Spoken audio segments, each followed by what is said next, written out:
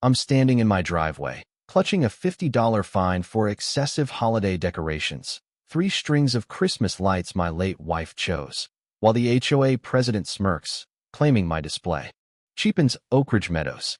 I should have gotten mad, but I, Nathan Brooks, smiled, and 6 months later, Lillian Carver was on her knees before 47 neighbors, begging me to stop a laser light show that lit up her financial crimes across the Sunnyvale Community Center walls as news cameras rolled and police took notes. The sharp December air carried pine and betrayal as Lillian's heels clicked away. Thinking she'd won, unaware she'd sparked a war with a widowed electrical engineer with nothing to lose and a knack for turning grief into justice. 3 years ago, I moved to Sunnyvale, Arizona, chasing peace after my wife, Elise, lost her battle with cancer, her love for Christmas lights legendary, sketching designs like an architect planning a cathedral, debating LEDs versus incandescents. With the passion of a poet, those 3 strings her final gift to our street in Oak Ridge Meadows, a neighborhood of 912 homes, retirees with time to spare and families drowning in mortgages, my $320,000 home a blemish in Lillian's eyes against the $410,000 average.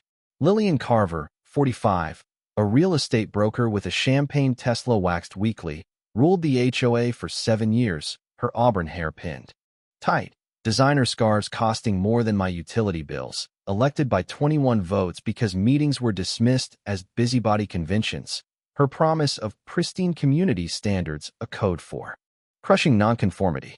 That morning, brewing coffee in my Mesa kitchen, the aroma rich as the desert chill bit my nose, I watched Lillian approach, clipboard like a scepter, announcing at 7 a.m. Mr. Brooks, your lights violate aesthetic codes. Remove them by January 2nd. Her smile cold as the Mesa frost, calling my tribute to Elise a trailer park eyesore, fining me $50. Escalating to $100 daily, the notice rough in my hands as I said, absolutely, ma'am. Wouldn't dream of disrupting standards, the pine-scented air mixing with my resolve as she walked away, not knowing she'd attacked Elise's memory.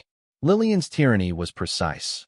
Mr. Alvarez, a retiree, fined $250 for a birdbath deemed unsanitary, while Lillian's friend Clara kept a 7-foot fountain untouched. Sophie Kim, 6, cited for chalk drawings labeled street vandalism, but Lillian's neighbor's ATV parked openly faced no penalty because he drove a Porsche. The HOA board, Lillian, Clara, and Edward, rubber-stamped her whims, neighbors whispering support but scattering under her gaze. My fixed income making $50 sting, but erasing Elise's lights wasn't an option, so I declared war. Not with anger, but precision.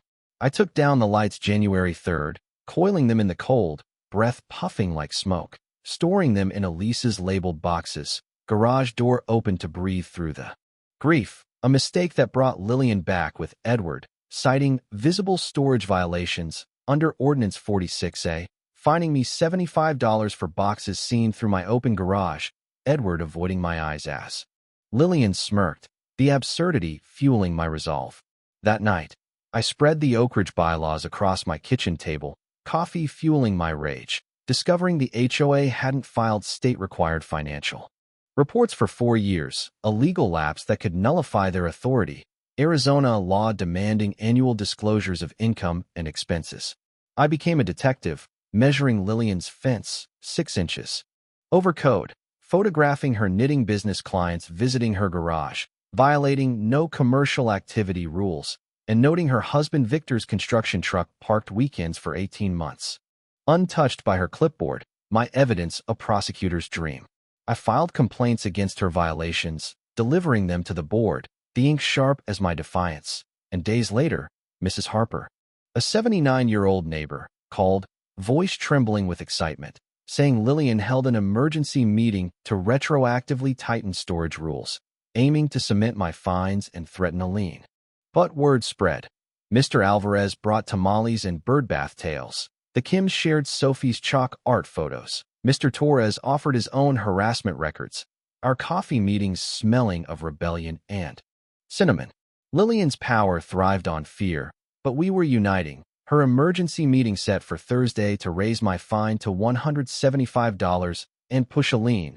but I arrived with a briefcase of evidence and 23 neighbors. The Sunnyvale Community Center reeking of bleach and tension, Lillian's eyes widening as I stood, saying, "Let's discuss your failure to file state reports," the silence deafening as her face paled. 2 weeks later, Lillian hired Carver Property Solutions, owned by her brother-in-law Miles, an unlicensed firm with a logo like a child's doodle, imposing $250 monthly fees and 6 months retroactive billing. My share $1,500 due immediately, the extortion thick as her perfume, but I filed a state complaint against Miles's unlicensed operation, voiding his contracts. We held a secret meeting in Ortega Park, gravel crunching as 25 residents gathered, Mrs. Harper's cookies sweet as our defiance, revealing Victor's company, Carver Construction, owed $52,000 in unpaid HOA fees, securing no-bid contracts for emergency repairs, Lillian never disclosing the conflict, a legal violation. Mrs. Harper, a retired paralegal, organized our legal push. The Kims handled social media, Mr. Torres sorted documents, but Lillian retaliated with foreclosure threats, demanding $3,500 per household, hiring Ms. Langley, a lawyer whose fees screamed legitimacy, forcing transparency Lillian loathed. Her daily inspections began at 8 a.m., measuring my lawn, photographing my mailbox, her desperation palpable as neighbors saw her argue with Victor, her facade cracking. Bullies thrive in shadows, but we dragged her into the light, our lawyer grinning at the evidence. Unlicensed contracts, hidden conflicts, retroactive fees, a legal feast.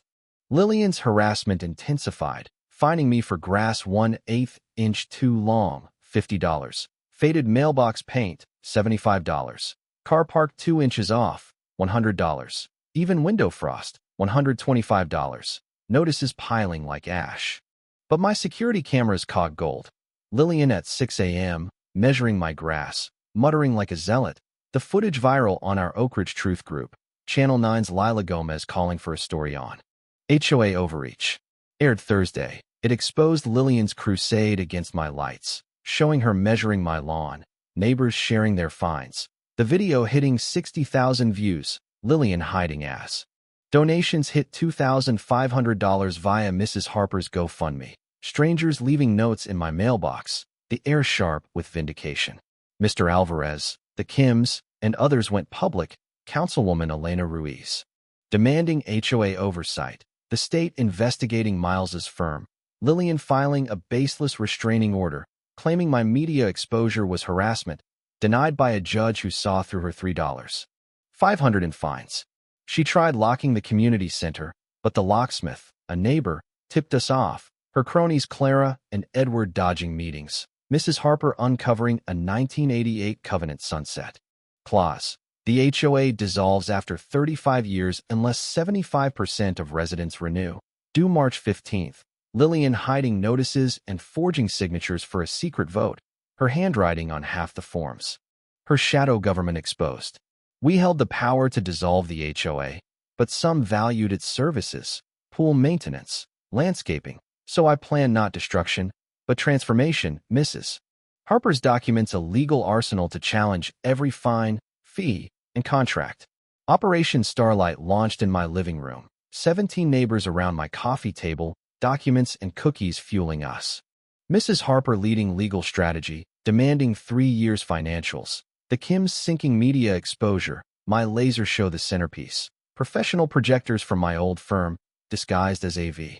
Equipment, programmed to display evidence on community center walls, controlled by my phone, humming with promise. Mrs. Harper secured 33 signatures for an emergency election, the annual meeting. March 10th, Lillian planning a sham vote. Unaware 43 residents knew her secret, Lila Gomez and the state investigator attending, Councilwoman Ruiz taking notes. We hit projectors during AV maintenance. Lillian panicking, moving the meeting to March 8th, notifying only 12 allies. But Mr. Torres intercepted her notice, her sabotage laughable, claiming my cameras were invasive, reporting my projectors as bombs. Officer Vargas dismissing her, then catching her spray painting HOA scum on her own garage, her tire tracks and trash bags damning. Mrs. Harper uncovering $85,000 siphoned to Victor's failing business. Lillian's pearls a noose as her empire crumbled. She offered me a bribe, $3, 500 waived, and a board seat. I recorded it, Arizona's single-party consent law. My shield, her flyers smearing Elise's memory, uniting the community. Mrs. Kim calling it vile. The laser show was ready, projecting charts, timelines, and truth shines bright. Lillian's midnight projector check foiled by Officer Vargas, her rock-thrown window, and stage trash obvious. March 10th, the community center burst with 43 residents, Lila's cameras rolling, Lillian's confidence shattered as she called the meeting, my briefcase heavy as I stood, demanding a financial report, the state investigator backing me, silence thick as projectors hummed, walls blazing with $85,000 in fraud, Victor's contracts in red, Mrs. Harper revealing the sunset clause, Lillian shrieking, "This is a lie!" as truth shines bright glowed, her flight to the exit futile as Officer Vargas requested records, Councilwoman Ruiz drafting reform, the room roaring as Mrs. Harper won the presidency with 43 votes, slashing fees 60%, refunding $14,000, my settlement funding the Elise Brooks scholarship for engineering students, and a dazzling light-up Oak Ridge Festival, drawing 3 counties, raising funds for Mesa Children's Hospital, Lillian and Victor fleeing after selling their home, their Tesla auctioned for restitution. A year later, Oak Ridge thrives, Mrs. Harper's transparency posting every dollar online, 47 neighborhoods adopting laser shows, Arizona's Oak Ridge Act capping fees, my lights twinkling in Elise's memory, but Chandler residents now face an HOA banning solar panels. Mrs. Harper and I gearing up with projectors and binders, justice a light that never dims. What's your HOA horror story? Comment below. Who's the tyrant in your neighborhood? And is fighting back worth it? Subscribe, share, and hit the bell for our Chandler battle. Let's light up the next revolution.